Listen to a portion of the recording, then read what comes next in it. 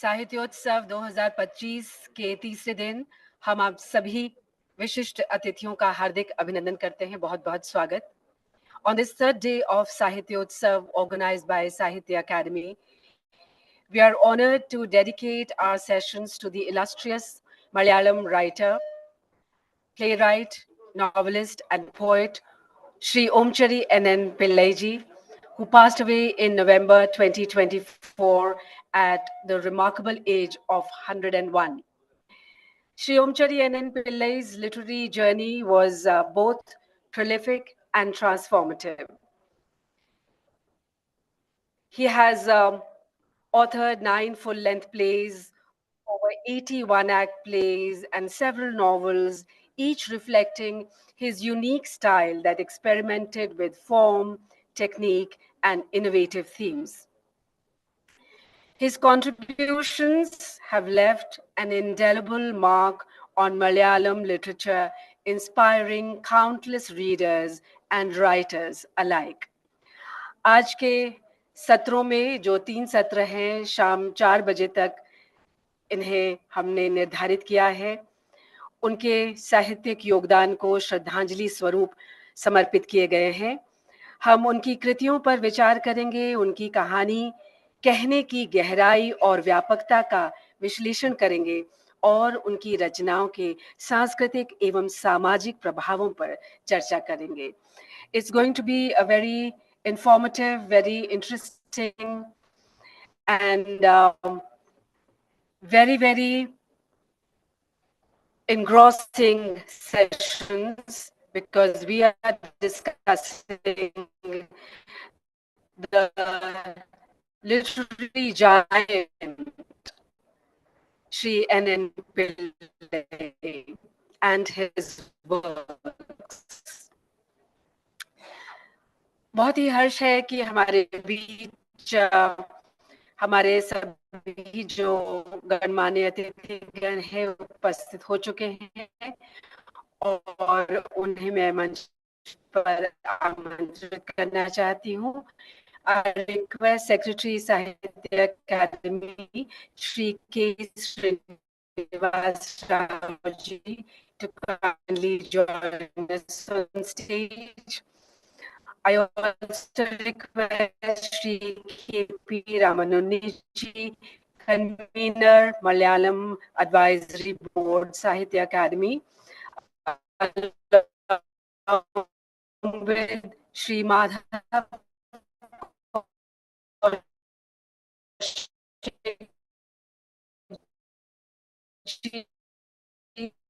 President Sahitya Academy, and Shri V.P. Joy, eminent Malayalam writer, to kindly join us on stage. It's a great pleasure to have amongst us Shrimati Deepti Omcherry Bhallaji, who is Pillaiji's daughter, and she's also eminent Mohiniyattam exponent, choreographer, guru, scholar, and writer.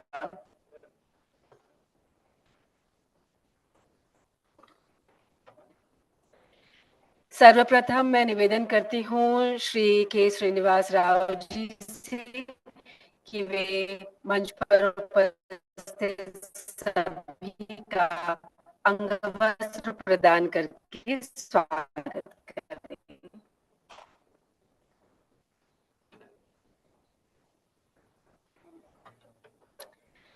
Shrimati Deepti Omchery Bhalla ji,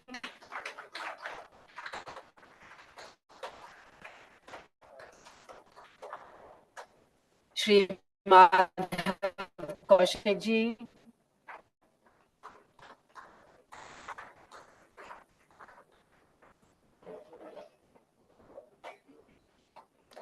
Shri VP Joy ji,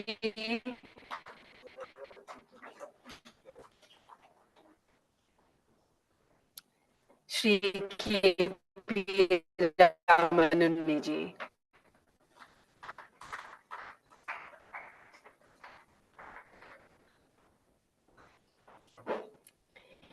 I now request Secretary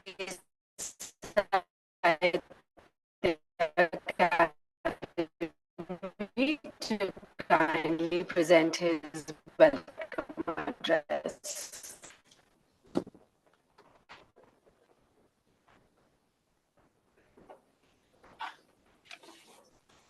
Namaskaram, good morning to all of you. Respected Dr. Madhav Koshi, President, Scientific Academy, Sri V.P. Joyji,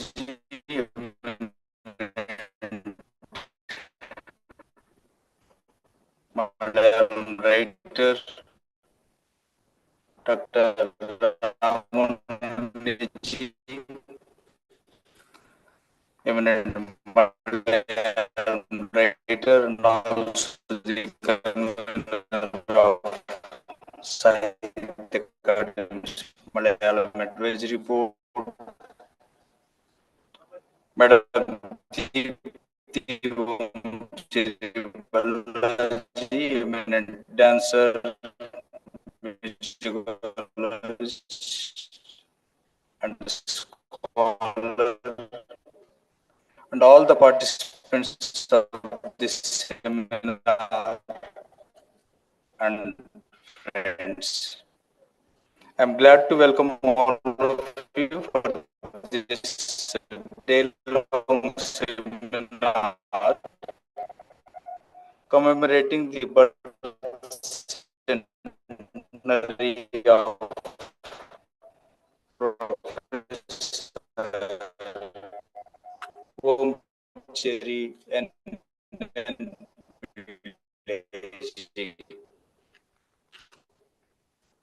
friends.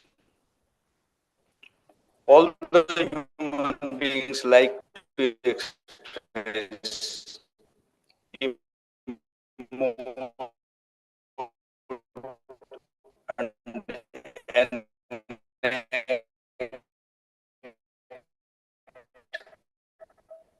enacting a thought through a series of physical actions, conveying a tale or two, sharing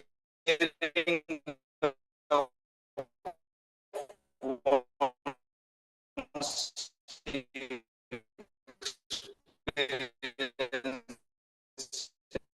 experiences is something that is integral part of human existence.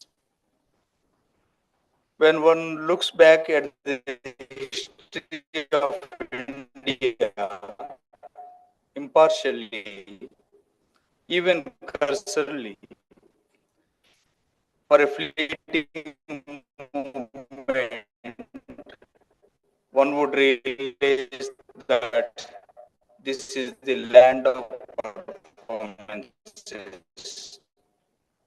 Performance in a stage, on the road, in temples, on festive occasions, during marriages, nay, even during the death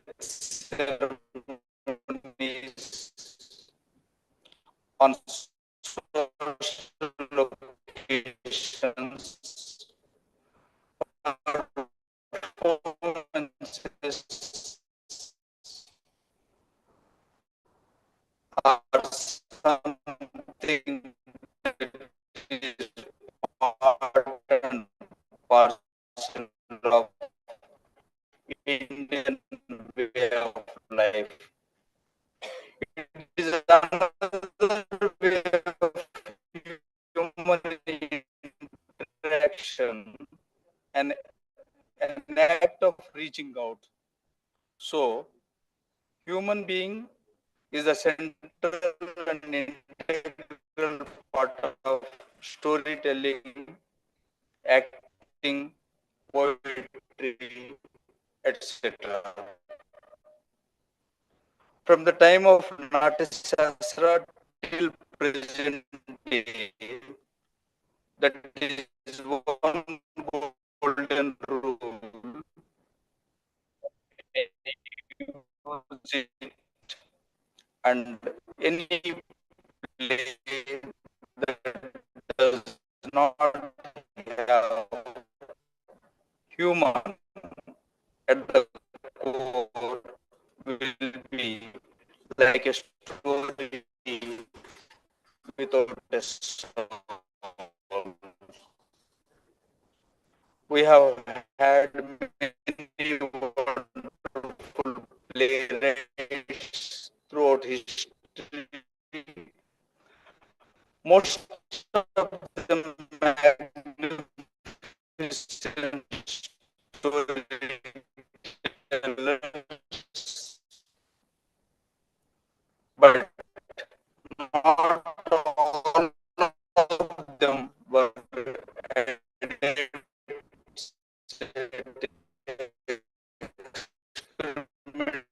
experimentation of form or content. And then there are few who are wonderful storytellers, excellent playwrights, directors, etc., who are also very good at experimentation in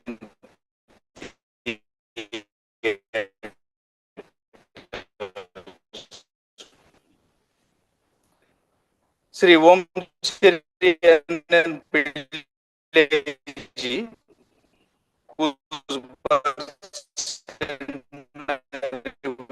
we are commemorating today through this seminar, is one such personality who was the master of all that. It is not very often can one come across such complete and rounded scholar and thinker. Eminent scholars who are experts in theater and storytelling in Malayalam landscape are participating in this seminar. So I will be just touching upon a couple of things before I conclude my welcome. Whether one takes a look at this play like Pralayam or E Velichum Ningedukunnu or his Akasmikam, one may get impressed with striking realism and running commonly in the themes. But if one looks closely, one can realize that his works are powerful meditations on the nature of human existence, social structures, and the impact and influence of the codes and rules on human existence. Through his compelling storytelling and complex character portrayals, Omcherry engages the audience or readers to question the randomness of life and reflect on the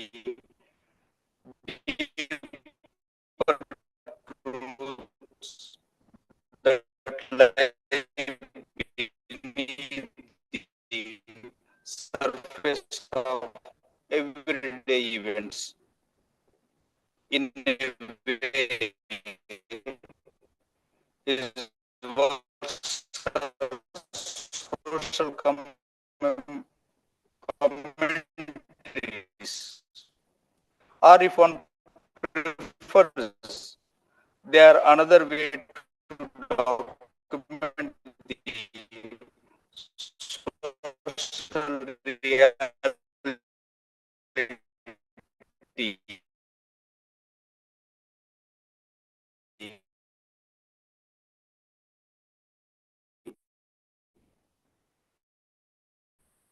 To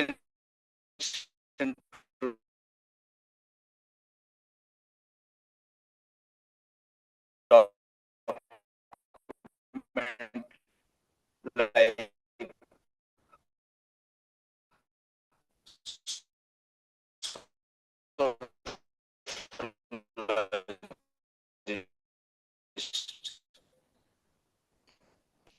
Another thing I would like to mention before concluding.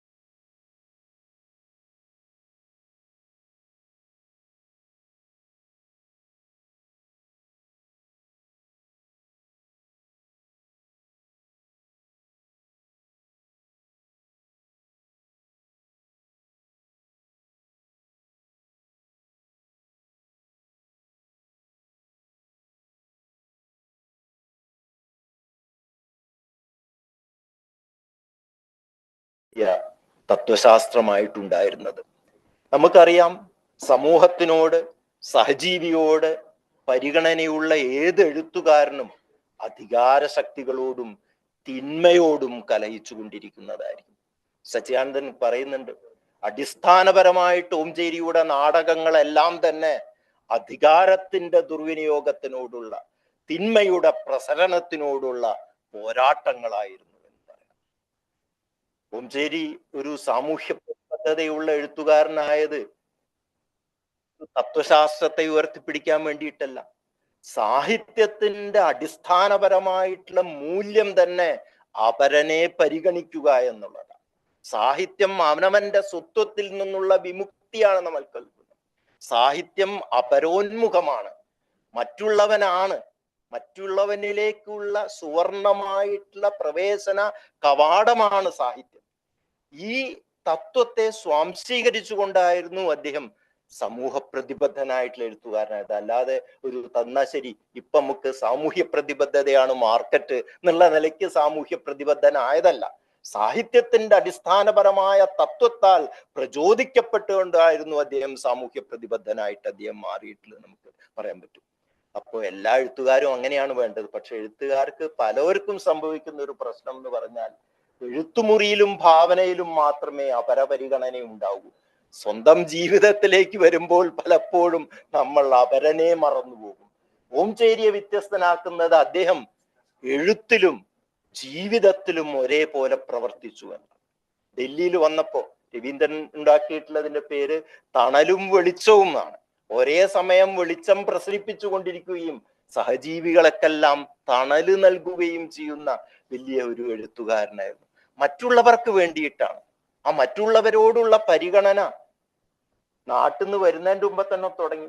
തറവാട് ഭാഗിക്കുന്ന സമയത്ത് സ്വപ്നക്കുടുക്ക മാത്രമാണ് അദ്ദേഹം കൊണ്ടുവന്നത് എന്ന് സ്വന്തക്കാർ പറയുന്നുണ്ട്. മറ്റുള്ള എല്ലാം പിന്നെ ബന്ധക്കാർക്ക് കൊടുത്തു. അന്നത്തേതായിരുന്നു, അന്നത്തെ ആദർശാത്മകമായ ഒരു ലോകത്താണ്. ഇന്ന് നമ്മൾ ഓംചേരിയെ സമയത്ത് ഇന്നത്തെ കാലത്തിന്റെ പല വൃത്തികേടുകളും ഈ മൂല്യങ്ങളെ വെച്ചിട്ട് പഠിക്കുന്ന സമയത്താണ് നമ്മൾ എത്രത്തോളം ഓംചേരിയിലേക്ക് അടുക്കണം എന്ന് മനസ്സിലാക്കാൻ പറ്റുള്ളൂ. കേരളത്തിൽ നിന്നുള്ള സിവിൽ കേസുകൾ നോക്കുകയാണെങ്കിൽ അച്ഛനും അമ്മയും ഭാര്യയും ഭർത്താവും കൂടിയും സ്വത്തിനു വേണ്ടിയിട്ടുള്ള തർക്കങ്ങളുടെ കേസുകളാണ് കുന്നുകൂടുന്ന സമയത്ത് ഡൽഹിയിൽ നിന്ന് വന്ന് ഒരു ഭസ്മക്കുടുക്ക മാത്രം കയ്യിൽ വെച്ചുകൊണ്ട് ബാക്കിയെല്ലാം വീട്ടുകാർക്ക് വിട്ടുകൊടുത്ത മഹാമനസ്കത അദ്ദേഹത്തിനുണ്ടായിരുന്നു എന്നുള്ളതാണ്. ഇങ്ങനെ ഇവിടെ വന്ന് വിദ്യാഭ്യാസ സ്ഥാപനങ്ങൾ ഉണ്ടാക്കി.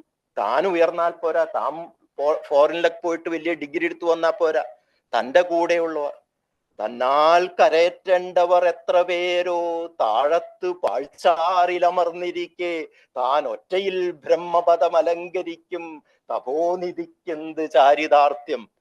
ഗുരുവിനെ പറ്റി പറഞ്ഞതാണ്. തന്നാൽ കരയേറ്റേണ്ടവർ ചേറിൽ അമർന്നിരിക്കുന്ന സമയത്ത് താൻ ഒറ്റയ്ക്ക് ബ്രഹ്മപദം അലങ്കരിക്കുന്നതിൽ എന്ത് ചാരിതാർത്ഥ്യമാണുള്ളത്. ഓംചേരിയെ പറ്റിയിട്ട് ആലോചിക്കുമ്പോൾ ഗുരുവിനെയാണ് ഓർമ്മ വരുന്നത്. പല സമയത്തും അദ്ദേഹത്തെ പറ്റി മനസ്സിലാക്കുമ്പോൾ മഹാത്മാഗാന്ധിനെയാണ് ഓർമ്മ വരുന്നത്. ആ വലിപ്പം കൊണ്ടാണ്. പക്ഷെ നമ്മള് ഇന്നത്തെ അവസ്ഥ നോക്കുകയാണെങ്കിൽ എഴുത്തുകാരൻ സ്വയം മാർക്കറ്റ് ചെയ്യാനും സ്വയം പ്രൊജക്ട് ചെയ്യാനും നടക്കുക എന്നല്ലാതെ തന്നാൽ കരയേറ്റേണ്ടവരെ ഒന്ന് വിരല് കൊടുത്ത് സഹായിക്കാനും കൂടിയും പറ്റാത്ത ഒരു കാരിയറിസത്തിന്റെ കാലത്തേക്ക് നമ്മൾ പോയിക്കൊണ്ടിരിക്കുന്നു എന്നതാണ്. ഇതിപ്പോ ഞാൻ ആരും കുറ്റം പറയല്ല, ഈ കാലത്ത് നമ്മളെല്ലാം ബാധിക്കുന്നതാണ് ഇത്. അപ്പൊ ഈ സമയത്ത് എങ്ങനെയായിരുന്നു ഓംചേരി പിന്നെ മറ്റുള്ളവർക്ക് വേണ്ടി സമയം മാറ്റിവെച്ചത്? മിനിയാന്ന് അജിത് മണിയൻ എൻ്റെ അടുത്ത് വന്നു. അദ്ദേഹത്തിന് ഓംചേരി പറ്റി എഴുതിയിട്ടുള്ള പുസ്തകം ഇവിടെ റിലീസ് ചെയ്യുന്നുണ്ട്. അപ്പൊ ആ ചെറുപ്പക്കാരൻ, എനിക്ക് ആകെ അവശനായിട്ട് ഞാൻ കിടക്കാൻ പോയിരുന്നു. പക്ഷെ അദ്ദേഹം ഓംചേരിയെ പറ്റി പറയൽ തുടങ്ങിയപ്പോ ഞാൻ കണ്ണിലേക്ക് നോക്കിയിരുന്നു എന്നുള്ള ഇവൻ ആ സ്നേഹം, അദ്ദേഹത്തിന്റെ സ്നേഹമുണ്ടല്ലോ. മറ്റുള്ള വെയ്യാതെ ഇരിക്കുന്ന സമയത്തും കൂടി എനിക്ക് വെയ്യ എന്നൊരു പരാതി മറ്റുള്ളവരോട് പറയുകയില്ല അദ്ദേഹം. കാരണം മറ്റുള്ളവരുടെ പ്രശ്നങ്ങളാണ് ഓംചേരിക്ക്. അവനവന്റെ പ്രശ്നം വരിക. അയ്യപ്പ പണിക്കരെ പറ്റിയിട്ട് അങ്ങനെ അയ്യപ്പ പണിക്കരെ പറ്റി യാതൊന്നും പറയാറില്ല, മറ്റുള്ളവരെ പറ്റി ചോദിക്കുക. ഇന്നാണെങ്കിൽ നമ്മളെ പറ്റി മാത്രമേ പറയാറുള്ളൂ എന്നുള്ള KGSന്റെ കവിതയെ പറ്റിയാ. മറ്റുള്ളവരെ പറ്റി ആലോചിക്കാൻ അവനവന്റെ കാര്യം കഴിഞ്ഞിട്ട് വേണ്ടേ മറ്റുള്ളവരുടെ കാര്യം എന്ന നിലയ്ക്കുള്ള ഒരു അശ്ലീലത്തിലേക്ക്, നമ്മൾ അവനവനിസത്തിലേക്ക് വരുന്ന സമയത്താണ് ഓംചേരിയുടെ വലുപ്പത്തെ നാം കൂടുതൽ മനസ്സിലാക്കുന്നത്. അതെ, എല്ലാവരെയും ഡൽഹിയിൽ വന്ന് എല്ലാവരെയും ചേർത്ത് പിടിക്കുകയായിരുന്നു. ജാതി മത വ്യത്യാസമില്ലാതെ എല്ലാവരെയും ഒന്നിച്ചു നിൽക്കുന്ന ഒരു ശക്തിയായിട്ട് ഓംചേരി മാറി. വർഗീയത അദ്ദേഹത്തിന്റെ അടുത്തേക്ക് പോയിരുന്നില്ല. കേരള സംസ്കാരം, മലയാളത്തിന്റെ സംസ്കാരം എന്തെല്ലാം നന്മകളെയാണ് പ്രതിനിധീകരിക്കുന്നത്, അതിന്റെ മൂർത്തിമത് ഭാവമായിട്ടാണ് ഓംചേരി 100 കൊല്ലത്തോളം നമ്മുടെ കൂടെ ജീവിച്ചിട്ടുള്ളത്. അദ്ദേഹത്തെ പറ്റി രവീന്ദ്രനോട് പറയായിരുന്നു, ക്രിസ്മസിന്റെ തലേന്ന് എപ്പോഴും അദ്ദേഹം കരോൾ ബാഗിൽ ഒരു പള്ളിയിൽ പോകും. അദ്ദേഹത്തിന് സേവിയർ അച്ഛനുമായിട്ടുള്ള ആത്മബന്ധം. അദ്ദേഹം പഠിച്ച തന്നെ ഇസ്ലാമിക് ഫിലോസഫിയെ പഠിച്ചിട്ടാണ് ഡിഗ്രി എടുത്തു വന്നത്. ഇങ്ങനെ അപരനയിലേക്ക് തുറന്നു വെക്കുന്ന ഒരു വ്യക്തിത്വമായിരുന്നു അദ്ദേഹം. ഇന്ത്യൻ നാഷണലിസ്റ്റ് അസോസിയേഷൻ സംഘത്ത് പോയിട്ട് പിന്നെ അദ്ദേഹം അവരോട് യുക്തിവാദമൊക്കെ കൊള്ളാം, പക്ഷേ മതത്തെയും ദൈവത്തെയും എങ്ങനെയാണ് വിപ്ലവാത്മകമായിട്ട് ഉപയോഗിക്കേണ്ടതെന്ന് പറഞ്ഞു. അപ്പോഴാണ് ഞാൻ ഗാന്ധിയെ ഓർത്തുപോയത്. ഗാന്ധി അതാണല്ലോ ചെയ്തത്. മതത്തിന്റെ വിപ്ലവാത്മകമായ മൂല്യങ്ങൾ ഉപയോഗിച്ചുകൊണ്ട് അതിനെ കെട്ട പ്രത്യയശാസ്ത്രമാക്കി മാറ്റാതിരിക്കാനായിരുന്നു മഹാത്മജി പ്രവർത്തിച്ചത്. അതേപോലെയുള്ള ഒരു തലയ്ക്ക് വെളിവ് പിന്നെ ഓംചേരിക്കും ഉണ്ടായിരുന്നു. അയ്യപ്പ സേവാ സംഘത്തിന്റെ പിന്നെ അവിടെ പോയിട്ട് അവിടെ മയൂർ വിഹാർ അമ്പലത്തില് മാനവസേന മാധവസേന എന്ന് പറഞ്ഞിട്ടുള്ള ആദ്യത്തെ സ്ലോഗൻ കൊണ്ടുവന്നു. നിങ്ങൾ ദൈവത്തെ സ്നേഹിക്കുന്നത് മനുഷ്യനെ സേവിച്ചു കൊണ്ടായിരിക്കണമെന്ന്. എന്നിട്ട് അദ്ദേഹം ഒരു ഉണ്ടിപ്പെട്ടി വെച്ചു എന്നാ പറയുന്നത്. അപ്പൊ സാധാരണ അമ്പലത്തിലേക്ക് വരുന്ന വഴിപാടുകളെക്കാൾ കൂടുതൽ മാനവസേന സേവ മാധവസേന എന്നുള്ള ഉണ്ടിപ്പെട്ടിയിലാണ് അദ്ദേഹം വന്നുകൊണ്ടിരുന്നത്. ഞാൻ കൂടുതൽ നീട്ടി പറയുന്നില്ല. പിന്നെ ഇത് ആമുഖം പറയേണ്ട ഉത്തരവാദിത്വം മാത്രമേ ഉള്ളൂ. നാടക ലോകത്തേക്ക് അദ്ദേഹം പ്രവേശിച്ചു കഴിഞ്ഞിട്ടുണ്ടെങ്കിൽ സാമൂഹ്യ വിഷയങ്ങളെ നാടകത്തിന്റെ ആവിഷ്കാരത്തിന് വേണ്ടി ഉപയോഗിക്കുന്നതോടൊപ്പം ഒപ്പം തന്നെ തിയേറ്ററിന്റെ സാധ്യതകളുടെ പരീക്ഷണങ്ങളും അദ്ദേഹം നടത്തിയത്. അദ്ദേഹത്തിന്റെ സോഷ്യൽ കമ്മിറ്റ്മെന്റ് വെറും മുദ്രാവാക്യം വിളിയായിരുന്നില്ല. ആ കല കലയ്ക്കു വേണ്ടി കൂടി ആയിരുന്നു കൊണ്ട് തന്നെ സാമൂഹ്യ പ്രതിബദ്ധമാകാനുള്ള അഗാധമായിട്ടുള്ള ഒരു വിശാലത അദ്ദേഹത്തിനുണ്ടായിരുന്നു. സമൂഹത്തോടുള്ള പ്രതിബദ്ധത, നാടകീയ സന്ദർഭങ്ങൾ സൃഷ്ടിക്കാനുള്ള കഴിവ്, കഥാപാത്രങ്ങളെ തെളിയിച്ചെടുക്കാനുള്ള പ്രാഗൽഭ്യം, സരസവും ചടുലവുമായിട്ടുള്ള സംഭാഷണം, രംഗമർമ്മജ്ഞത, മനുഷ്യാവസ്ഥകളെയും രാഷ്ട്രീയാവസ്ഥകളെയും കുറിച്ചുള്ള വലിയ അവബോധം, ഇതെല്ലാം തന്നെയാണ് അദ്ദേഹത്തെ വലിയ നാടകകാരനാക്കിയത്. ഈ വെളിച്ചം നിങ്ങൾക്കുള്ളതാക്കുന്നു എന്ന നാടകത്തിന്റെ ജന്മം വളരെ സരസമായിട്ട് അദ്ദേഹം പറയുന്നുണ്ട്. AKG വിളിച്ചു വെച്ചിട്ട് 2 നാടകം എഴുതി തരാം, ആലപ്പുഴയിലെ കയർ തൊഴിലാളികളുടെ സമരത്തിനുള്ള പിന്തുണയ്ക്ക് വേണ്ടിയിട്ടാണ്. ഇവിടെയാണ് സർഗാത്മകത പ്രചോദിക്കപ്പെടേണ്ടത്.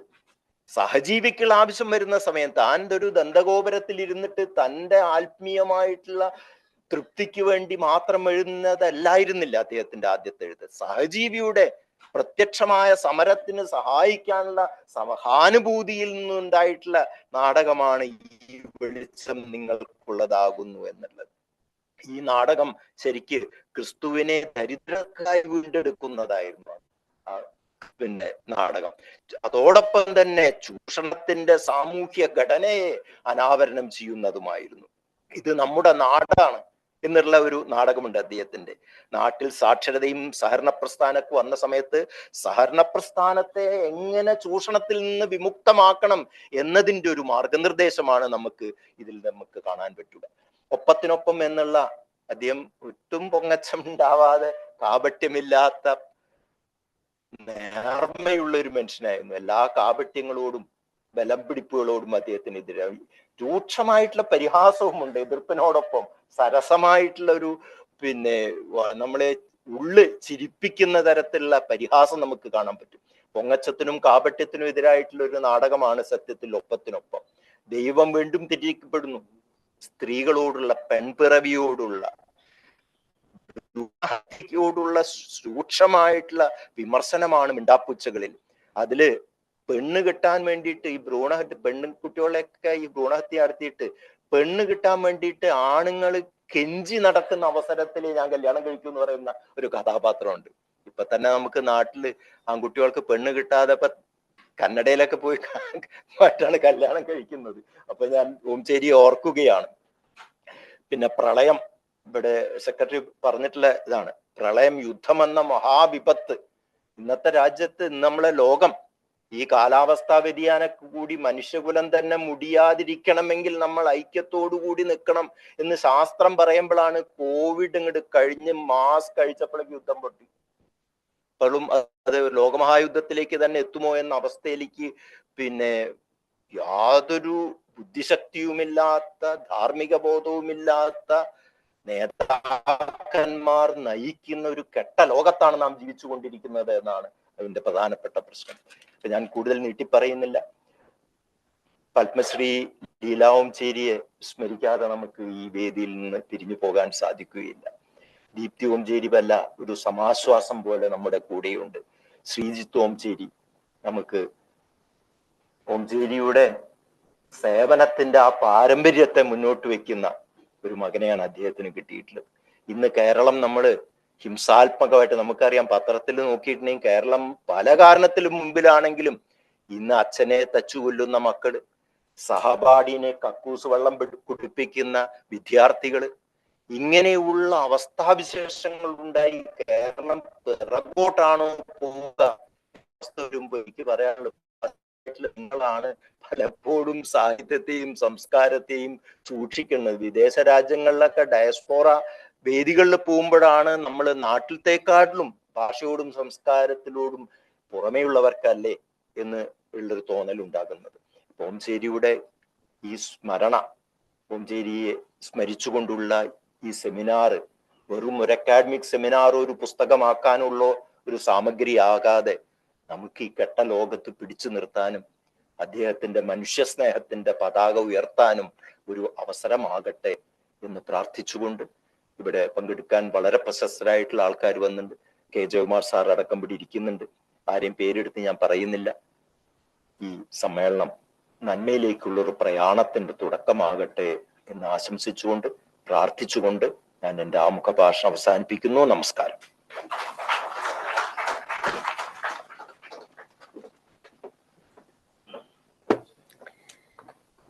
Sri Omcherry N.N. Pillai was a literary giant whose works will continue to resonate with the essence of Kerala's rich cultural heritage. We thank Sri Ramananiji for his valuable insights into the works of Omcherry ji. We are also honored today to have amongst us President of Sahitya Academy, Sri Madhav Kaushik ji. He is an eminent Hindi writer and poet and has more than 52 publications to his credit, including poetry collections, collections of short stories, criticisms, children's literature, translations, and edited books. He is also the former chairman of Chandigarh Sahitya Academy, recipient of many awards and accolades. Sri Madhav Kaushik ji, as I said, is the president of Sahitya Academy. I request him now for his presidential address.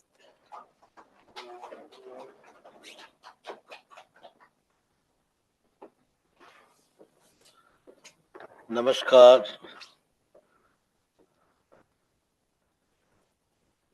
Very respected friend, Mr. Joy, Ram Noni ji, Dipti ji, Rao Sahab and all the dear friends from Kerala and from all over India rather. Whenever Sahitya Academy organizes birth centenary of a author, we are really happy in our hearts because in Indian culture there are so many rinas, debts, and society has to repay it. One of that rin is Rishi Rin. I think all the great authors are rishis and the society has to repay their Rishi Rin. I was thinking about the day when Omcherry ji came to receive Sahitya Academy Award in 20. I was thinking that we will celebrate his birth centenary in his lifetime. His lecture was so insightful, thought-provoking. I still remember it. So many authors of India, no doubt they wrote in their own mother tongue, but I think Omcherry is an Indian writer who used to write in Malayalam. He belongs to the whole of India. One thing more, in our Indian culture, Bharat Muni's Natya Shastra is supposed to be the fifth Veda. It is so important because the crux of the Indian culture, Indian civilization is recorded in that book. Omcherry is the prominent author who followed that Bharat Muni's Natya Shastra. But from tradition to modernism, he contributed a lot. He transformed the form and technique of the theatre according to the changing of the society, according to the changing of the times. His book, which was given Sahitya Academy Award, was autobiography, I think.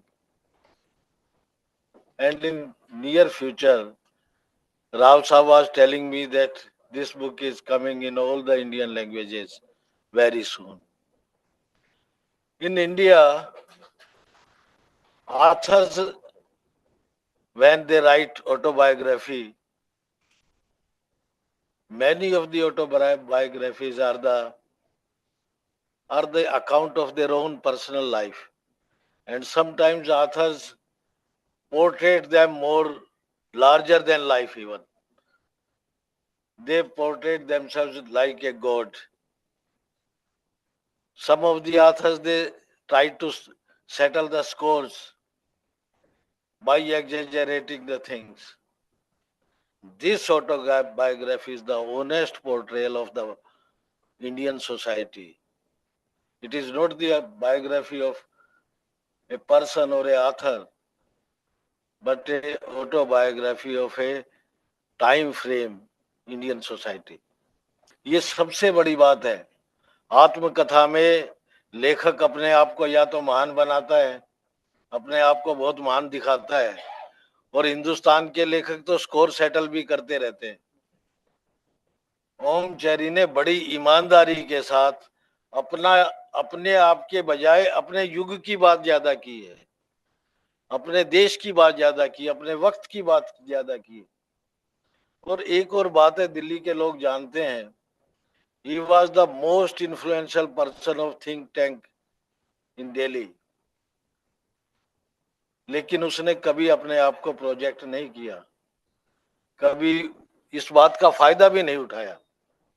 He had been a very powerful and influential journalist of his times.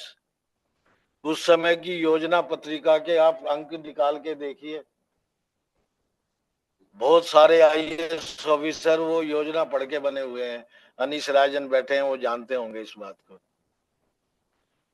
गरीबी हटाओ आंदोलन जो कांग्रेस ने उठाया, they converted it into a slogan, but I think that was the greatest dream of a scholar, a visionary.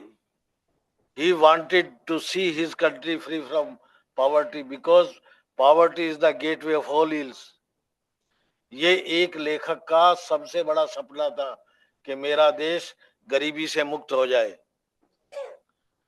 उस सपने को उन्होंने नारे में तब्दील कर दिया।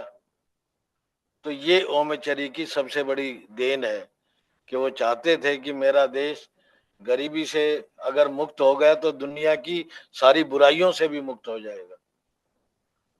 तो एक तरह से हम बड़े सौभाग्यवान हैं। मुझे ओमचैरी जी के साथ अकितम की भी याद आती है। वो भी लगभग 101 वर्ष तक जीवित रहे थे। और ये दोनों लेखक ऐसे हैं मलयालम के जिन्होंने नई पीढ़ी को प्रभावित ही नहीं किया, उन्हें रास्ता भी दिखाया है। नाटक एक ऐसी विधा है जिसमें साहित्य की सारी विधाएं आती हैं, कविता भी, कहानी भी। और नाटककार होना दुनिया का सबसे मुश्किल काम है। मैं अक्सर कहता हूं, एक प्ले राइट को कायांतरण करना पड़ता है, दूसरे के शरीर में घुसना पड़ता है। वो हीरो भी बनाता है और विलेन का भी क्रिएट करता है। और इस टसल में एक और एलिमेंट ओमचैरी में जो सबसे अच्छा था वो ये था कि वो कड़वी से कड़वी बात को भी बहुत आसानी से और हंस के कह देते थे।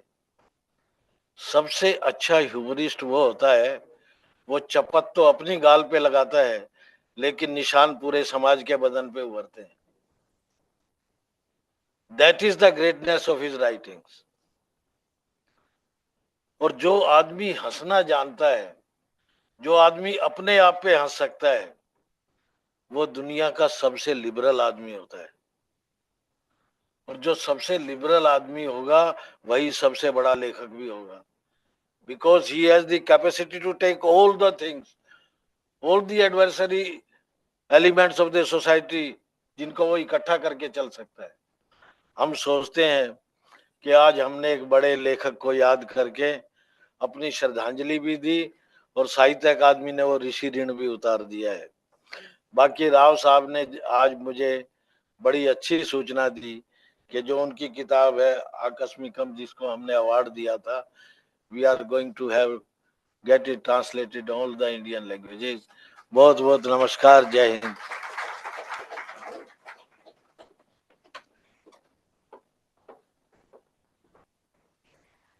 बहुत बहुत धन्यवाद sir. Srimati Deepti Omcherry Bhallaji is a renowned Mohiniyattam exponent, guru, choreographer, scholar, writer, and as the daughter of Omcherry ji, she not only upholds his literary heritage, but also enriches the cultural landscape through her deep knowledge and dedication. And she's also an accomplished Carnatic vocalist. I now request her to kindly share her thoughts on this occasion.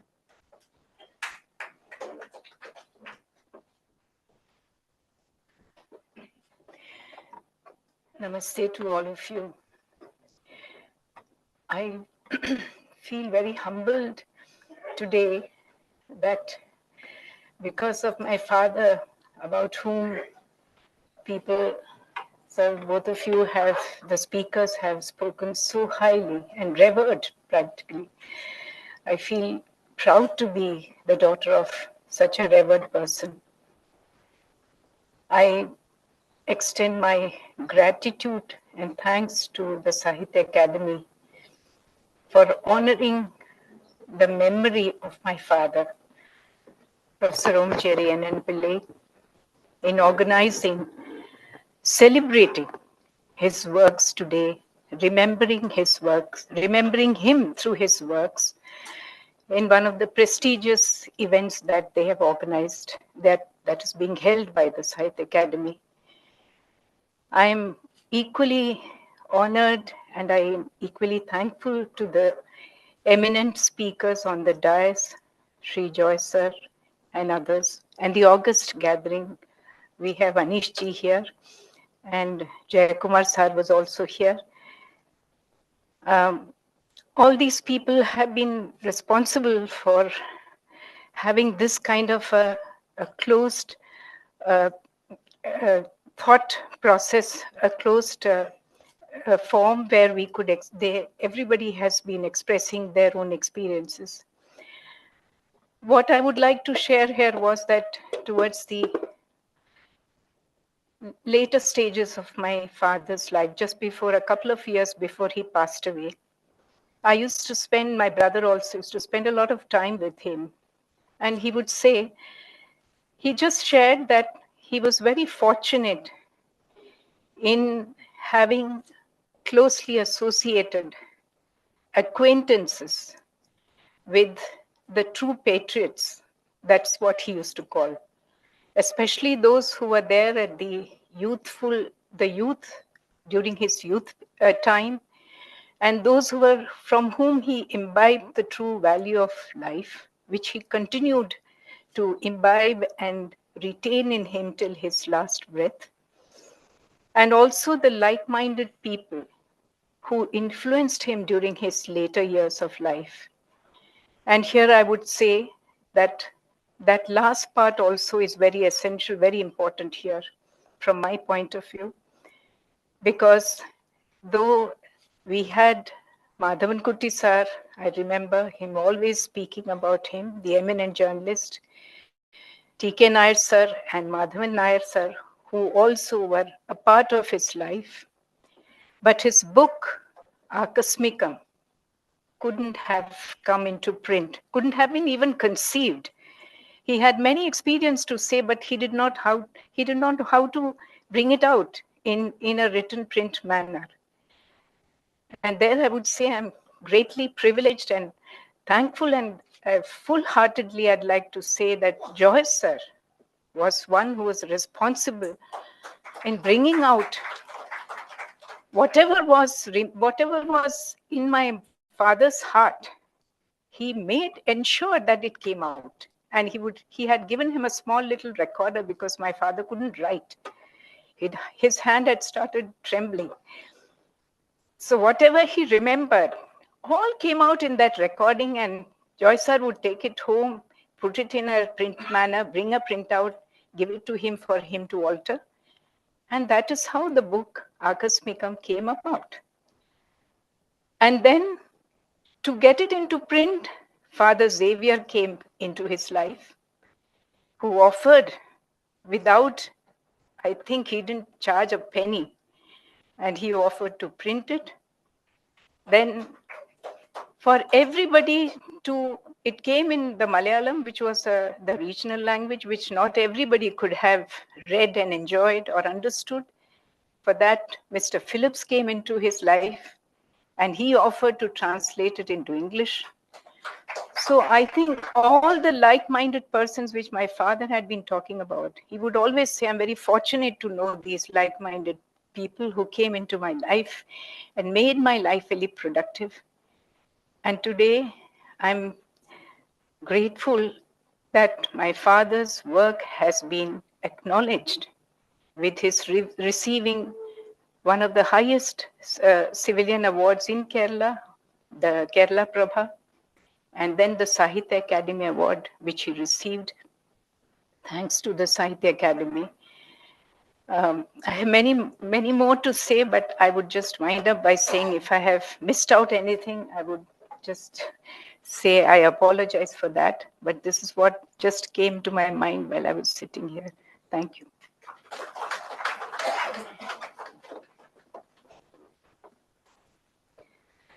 Thank you, Deepti ji. Well, the passing away of Omcherry ji has been a great loss to the Malayali literature, but for Deepti ji is it's more profound as he was also our father. And now I would request Shri VP Joy ji. We are very honored to have him with us on the days today. He's an eminent Malayalam poet, novelist, and translator. He has published 15 works of poems and 2 novels in Malayalam and 3 books in English. He has also translated 5 works into Malayalam as poetry, including 14 Upanishads. आपको महाकवि उल्लूर पुरस्कार, अक्षय साहित्य पुरस्कार, SK पुट्टेकाट पुरस्कार, literary award for excellence सहित अनेक पुरस्कार प्राप्त हुए हैं.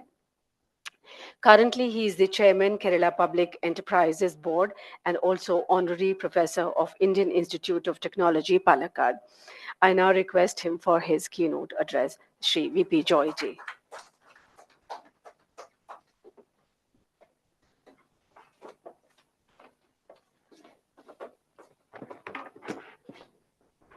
Respected President of the Sahitya Academy, Sri Madhav Kaushik ji, respected Secretary Sri Rao ji, Madam Deepti Omcherry Pillai ji, Malayalam Advisory Member Sahitya Academy Sri Ramanunni ji, all distinguished friends of Omcherry sir who have assembled here today. It is a great day for all of us that the Sahitya Academy has appropriately decided to celebrate the birth centenary of Omcherry sir, who is a doyen, who is the Acharya of Malayalam drama, and also the Karanavar of all Malayalis in Delhi, and of course in Kerala also.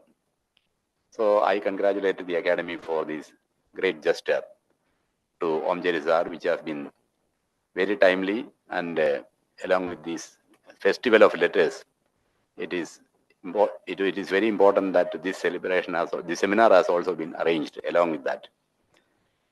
When we think of Omcherry sir, actually, I'm sure each one of you will have very wonderful memories of Omcherry in your hearts. Been a friend for all the people who met him. And when we think of Omcherry sir, especially about his book, his autobiography, this is a book which is written by God, because his life has been written by, it is a work of art, work of, poignant art written by God. And he only received the book. So he gave the name Akasmigam, coincidence, to such a book. Albert Einstein mentioned that coincidence is God's way of remaining anonymous. And there are 2 ways by which God, we think that God shows up in our lives. One is coincidence, the other is mystery. If you want to find both these ways where God appears in human lives, you must read the autobiography of Omcherry sir, because you will find mystery there, you will find coincidence. Now, I don't want to delve into all the beautiful, wonderful stories recited by him. They are actually, it's a great drama of life which is described and depicted in this book. Shakespeare said that all the world is a stage and all men are actors, and everybody has his exit and entrance. So life is a great play. And Omcherry sir looked at life also perhaps in the same manner, because his plays have been crafted in a very dexterous way from life. So he has if you look at the ruling passions in Omcherry's life, I would say it is goodwill and truth. He has experimented with goodwill all his life. So he had goodwill to everyone whom he met and always transmitted that goodwill to all the people around him. So naturally, such a person with great goodwill, when he looks at society, it is natural that he is able to find the problems of society along with its positive aspects, both. So such a person, when he writes a drama, it will be a depiction of life, depiction of society in the most truthful manner. But some of the truths which are not so good as far as society is concerned, that also will have to be written because he is a man of truth. So Bernard Shaw stated that my way of joking is to tell the truth. It is the funniest joke in the world. So if you want to joke, one very nice way is to tell the truth. People will all laugh. So Omcherry sir, whenever he wanted to tell the truth, he wrote very nice dramas, truth about the society. And he put it into very wonderful humor. And such a humorous writing came out of the stories which he has made. And this humor has depicted some great truths about society. So each of his dramas are very close to human life, to society. So the first one he wrote, the first drama which he wrote was Notice Venam. He was going to the Legislative Assembly at that time in Kerala. And then he found one minister answering any question asked to him, he will say, I want notice. Then only I can give an answer. So hearing this, then he made a very humorous drama out of it, where questions are asked about so many things. It is said that if somebody asked him, what is the name of, who is your grandfather or something, still he said, notice Venam. I want notice for that. So he made it a very humorous story of the pathetic affairs of the then, assembly or the people's representatives, how they are responding to social problems. So that way, from there he started writing drama. And the second one he wrote, of course, another drama, E Velicham Ningalkulladagunu, that was not on humor, but it was mentioned here that it was a story of the goodwill by which a person's life gets transformed. And that story was written when he was in Delhi, and both the stories became dramas became very popular. People came to watch, and the dramas were, being shown in stages full of people. So he found that decided that till that time he was writing poetry. So here he decided that drama is his, this theater is his stage, for which he has been groomed by the Almighty. So he started writing further very wonderful dramas running to now, as it was mentioned here, more than 70, some nearly 8-9 full-length dramas and single act plays and so on. So each of these dramas came from his heart. That is why wherever and whenever it is staged, it is all full of people. Some drama all the dramas are rooted in Kerala culture, but when they are translated to Hindi or to English and shown in other states abroad, still they resonate with the hearts of the people. Because the language of the heart is the same everywhere, all over the world. So when you speak in the language of the heart, everybody can immediately understand. That is the peculiarity of Omcherry's dramas. So it was staged in Trivandrum, all the stage, always it was full. People watched his dramas. He always, as has been mentioned, he always looked at social issues and tried to highlight them with a view to make the society a better place than what he found it. In fact, that was a mission for his life. When somebody finds the world the way in which it is, naturally, it is an urge to improve it, to make it better. From that urge came most of his writings. So he wrote about Tevaradayana, the temple elephant, where he took elephant as a metaphor. It's only a metaphor. Elephant is in temple in a very prestigious position, and people all come to see the elephant in a temple. Everybody is very, a prestigious part of the temple is the elephant. But nobody looks at the situation of the elephant. It is not fed, well fed. It is always in chains. It is suffering. But nobody is able to see that suffering. So the elephant starts behaving in a very strange manner. So they call one astrologer, they call a doctor, and they give so many remedies to treat the elephant, the doctor and the astrologer. Finally, the elephant is watching all this. At the end, the elephant swallows both the astrologer and the doctor. And then finally, they came out and they said that the problem with the elephant is that it is hungry. Hunger is a problem.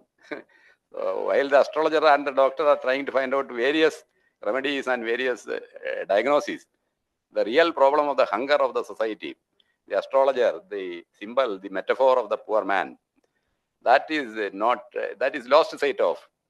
So that is what he wants to say through that wonderful, this kind of painful things are also packaged in humor. Everybody is very happy to look at it, listen to it.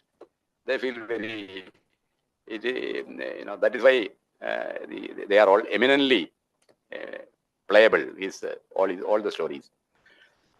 Similar things, he has taken very important themes.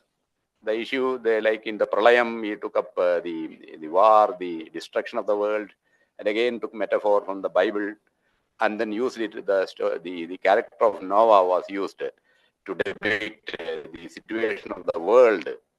So he will take instances from the life of a person, a small instance, and try to bring it through a metaphor in a very beautiful manner. From the life of a person, from the life of a village, from the life of a state, life of the country, and life of the world.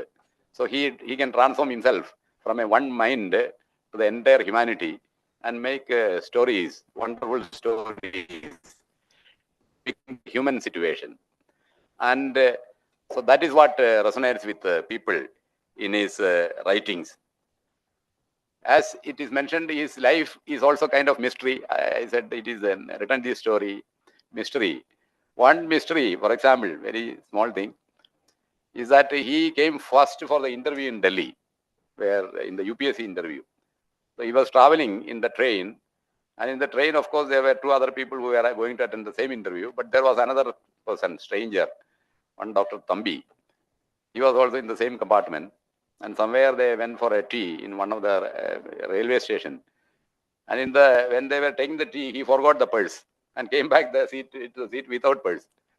But the other person, Dr. Thambi, he noticed the purse is forgotten there. He brought that purse and then gave it to him. This is your purse, you forgot. Then he thanked him and started a conversation. And at that time, it was 2 days or so, train travel. So after 2 days, he comes to Delhi. And while he was getting down, the other person, Dr. Thambi, asked, where are you going to stay? So he said, I am going to a hotel here called Madras Hotel. At that time, there was a hotel, Madras Hotel. And then the Dr. Thambi said, no, I am staying alone. My wife has gone to Kerala. So I am alone. Why don't you come with me and stay? So he agreed and went and stayed with him. And after the interview, 2-3 days stayed and went back to Kerala.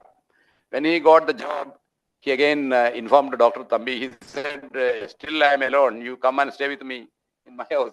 So he took up the job here and started staying with Dr. Thambi, who was a scientist.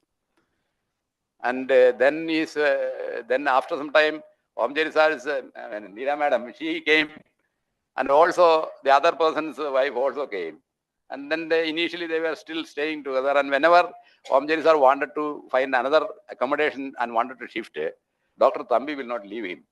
He said, no, you should not go. You should be with us only. Then they continued to stay like this, and the stay extended for 25 years. And 25 years, and then it became like two families, became one family, and this happened in his life. If this is not a mystery, how things happen in life, then what else is a mystery? So if you look at Omcherry's life, entire life, nothing is created, or he is not planning and like engineering anything. Life is happening. It is evolving in the most natural way. They say that the earth is going round the sun. Of course, we say it is obeying some law and probably calculating in which way it has to go. It is not doing any calculation, because Albert Einstein found that there is a curvature of space-time. Space-time is curved. And the earth, because of curvature, space-time is curved, and the earth has to move along that curvature. It has to do nothing. It just has to remain there and it will move. That is how earth is going around the sun. So Omcherry's life has been going in the track, in the path in which it is went, which the path has been carved out by God in the proper way. And he just has to sit idle. And then everything will happen around him. So all his dramas are happening. He is not writing a drama tomorrow, and he will think and start writing and take 6 months and write. There is no such thing. For him, he just, and at the appropriate time, drama will happen, and it will be staged, it will be enacted, and people will come to his life. What has to be done, it will happen. So this kind of life has happened for him, and that is why he has called it Agasmigam. It so happened. It so happened. He did not design. So there is a great designer behind all life, all the universe. So that designer is very individually, very meticulously, very purposefully designing things for him. So he was able to see this. So life has a peculiarity that you have to leave the life forward, but to see the how and why of it, you have to look backward. Life is such a wonderful phenomenon which you can live only forward, but can interpret only by looking backward. So at the end of the day, he could see the dots and try to connect these dots to understand, to tell us how life evolves in this world. And that connecting the dots is what he did with Akasmigam back at his age, and finding out that why each small thing happened. He can connect them at that particular point of time. And that connection became a very beautiful picture. When the dots are connected, children are doing this kind of dot connection. Dot pictures are given, dots are there. Children will start connecting them, and a very beautiful picture will emerge. So at the end of his life, he sat and looked back at the dots, and beautiful languages are emerged from that connection. So that is what happened. And then in his drama,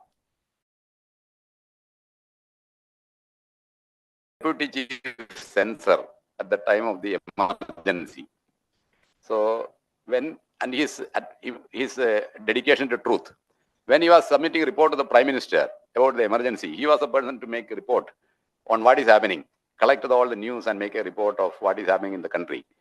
So when he made the report, he made negative aspects also. Emergency, how people are objecting to emergency, what all strike is going on against it, all that thing he wrote and started submitting to the Prime Minister, along with some positive things, whatever is happening, both truth. Then the OSD of the Prime Minister, he didn't like that in negative part. Why should we tell all these negative things to the Prime Minister? Only we should keep on telling everything is great, wonderful, everybody is happy. Like that it should be written.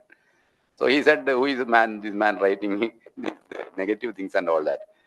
And he was removed from that post. So he felt but he said he felt it like a blessing. He felt it like he was not bothered. He felt happy that still he will depict things in a proper way, in the truthful way. So that way he was committed to truth. A person committed to truth and goodwill. Goodwill he had plenty. That is why he befriended everybody. At the age of 90, he will be very good friends with a person at the age of 15. That is a wonderful ability which very few people have. Everybody is his friend. So the word Malayalam, in Malayalam, the word friend is Suhrit. Suhrit means good heart. Is a translation for the word friend. So, and for a writer, traditionally the main quality is Sahridayan. Somebody with a good heart only can become a writer. Other things, other people can craft words. Maybe it will look great also, but it will not communicate to the hearts. Something which comes out of the good heart communicates and resonates with the good hearts of others. And that person becomes a great writer. So things are very simple. Omcherry starts the dramas. There is no great intellectual, no circus there. It is all straight to the heart. It communicates. So he was a great Sahridayan, great friend to everybody. So that was an amazing ability. He could befriend people of all age and be very happy with them. And everybody felt very happy with them. So his one of the greatest stories which he wrote in this book is about his marriage. That is very such a story I have never seen in any movie also. Madam, maybe I was surprised to hear that. In fact, after hearing that only I told. He used to tell me stories. Initially, I said these are just for me to listen. But once he told this story, I said, "Sir, now you must write all this. Otherwise, it is a great loss. Because how do people? It is like people, great scientists like Albert Einstein. They could see the hand of invisible hand behind the universe through in their work. So that invisible hand which is there behind human life, that also some people are able to see in their life, through their life, which Omcherry sir has been able to depict in this book. So Madam and Omcherry sir, they had a great love. They were in love, but then Madam was taken to her house and it was objected. Finally, she wrote a letter saying that now no marriage is going to happen. So we are going to separate. This is my last letter. So he got very upset, very unhappy. He cannot go and visit because her family was not agreeing for the marriage. He said, I am going to take 10 days leave. Wrote for 10 days and took 10 days leave. And then the place where he was working, said, okay, we go to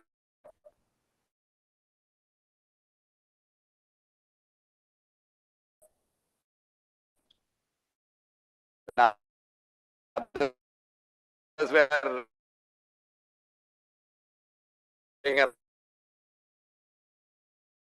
and in Shabarimala, he was very sadly sitting in a corner. And the Melchandi came and must have happened. You are very young. The Melchandi said, in this age, so many such problems are there. Why are you so sad? And then he went away. Next day, again, he is sitting. He said, I know there is some problem. And then the horoscope, yesterday 2 days back, somebody came to my house and gave a horoscope of a girl who has some problem. And her uncle is in my place, Tiruvalla. So he gave me this horoscope and told that this girl is into a love and we can't allow it. So you please look at this horoscope and tell us how do we get her married. Like that, the uncle has given the horoscope to this Melchandi. And then by conversation, they found that it is the culprit is Omcherry sir. So then the Melchandi told, when he understood, he was also very surprised. He said, okay, if you are the culprit, then you come with me. Then this Melchandi took him to his house. Instead of going back to Trivandrum, he went with the Melchandi to the house. And the other people went back to Trivandrum. And when he went to the house, the uncle had come to claim the horoscope. And then to ask how do we extricate the girl from this love relationship she has got into. And Omcherry sir was sitting there. And this Melchandi told the uncle that there is no way, nothing else will happen. And if this marriage is not done, then it will be a huge problem for the health of the girl and she may not even live. So you have to do this. This is what is written in the horoscope, he said. I will give these things in writing. You immediately send it by telegram. This is what the Melchandi told. Then Omcherry sir went home, and after 10 days, when he went back to Trivandrum, a letter was awaiting him there, requesting him to come and see the girl. This is the story which he has narrated. How will you get a story like this in life? This kind of coincidence and similar things. Similar things, so many things are wonderful things are narrated by him in this book. And whatever he could remember, I am very sure that there are so many things which are not even mentioned in this, because he has led such a wonderful long life. If you compare Bernard Shaw was a great playwright, Irish playwright, who is only winner of these both awards, Nobel Prize and the Academy Award. And he has written that he has written plays similarly, always focusing on the society. So the style of Bernard Shaw's writing and what Omcherry sir has been writing in plays, there is a lot of similarities. I don't know whether he has consciously was a follower of Bernard Shaw, but how he has been assimilating the social truths and social incidents and getting into the heart of people, real people living in society, and depicting their life in their place. There is a lot of similarity between these two playwrights. ഇനി ഓംചേരി സാറിനെ കുറിച്ച് ഞാൻ ഇതുകൊണ്ടാണ് ഞാൻ ഓംചേരി സാറിന്റെ life എന്ന് പറയുന്നത് ഈ യുവാക്കൾക്കൊരു പാഠപുസ്തകമാണ്. It is a lesson for the youth. Today, and again I think for everybody's benefit, this today the youth are facing a huge problem. In Kerala also is full of drugs and various problems for youth in Kerala, students. It was Mr. Ramani mentioned the today's situation, social situation in Kerala, son murdering the father, such incidents are happening, and the youth are in great turmoil mentally. In such a situation, they need guidance. They need to understand that life has meaning. So how do they get to know that there is meaning possible in life? When people think that life, there is no meaning possible, it's all meaningless, then they stray and go into all kinds of problems. So in order to get a feeling that our human life has been endowed with some meaning in this world, such a real feeling experience a person can get by looking at autobiographies, by looking at the writings of such great writers, and that gives them a proper direction in life, and that can guide the new generation in the right direction.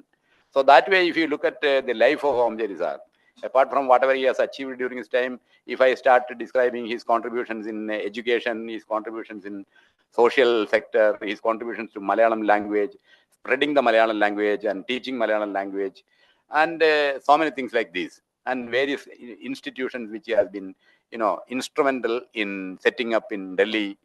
So many things we can say about him.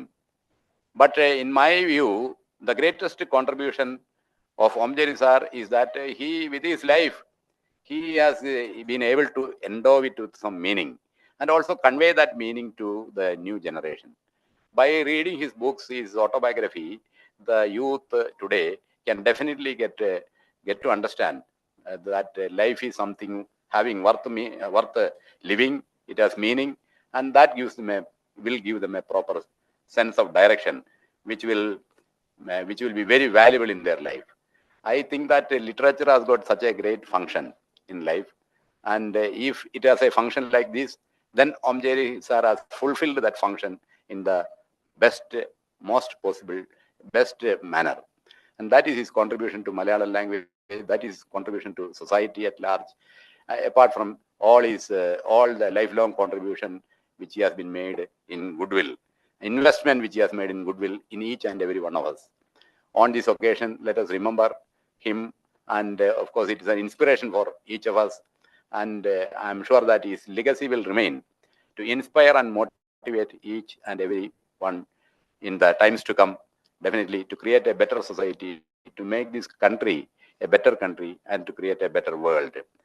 I again congratulate the Sahitya Academy for this wonderful seminar which they have organized, and I thank you all for coming here and remembering Omcherry sir. Thank you very much.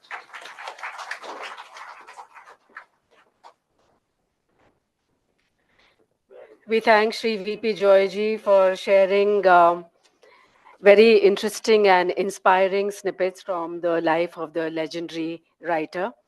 And now I request our esteemed dignitaries on the dais to release a book. It's a play that captures Omcherry ji's journey into becoming a playwright, and it's called Vilas Lathika, BA Honors. It's written by G. Manian, who's also here with us, and I request all the esteemed dignitaries to kindly release the book. I request the playwright also to kindly join us.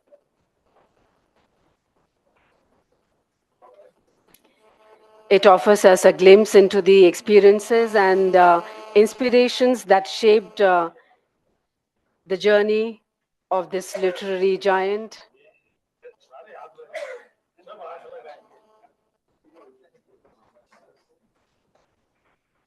It's called Vilasa Latika, BA Honors, written by Ajit G. Manian.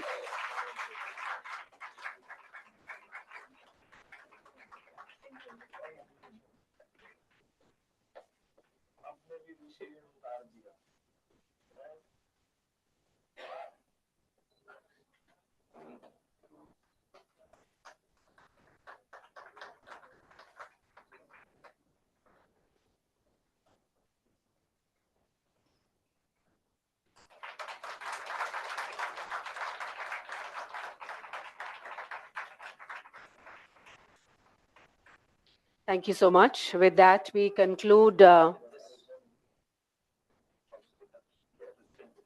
Okay, there's another book release.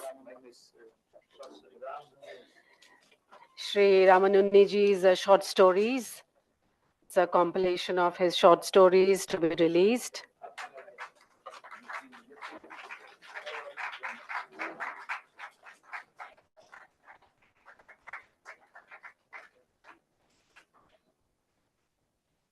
Thank you so much. With that, ladies and gentlemen, we conclude the first session on the birth centenary celebrations of Omcherry Shri N.N. Pillai. Our next session at 12 will delve deeper into the dramatic universe of Omcherry. So please join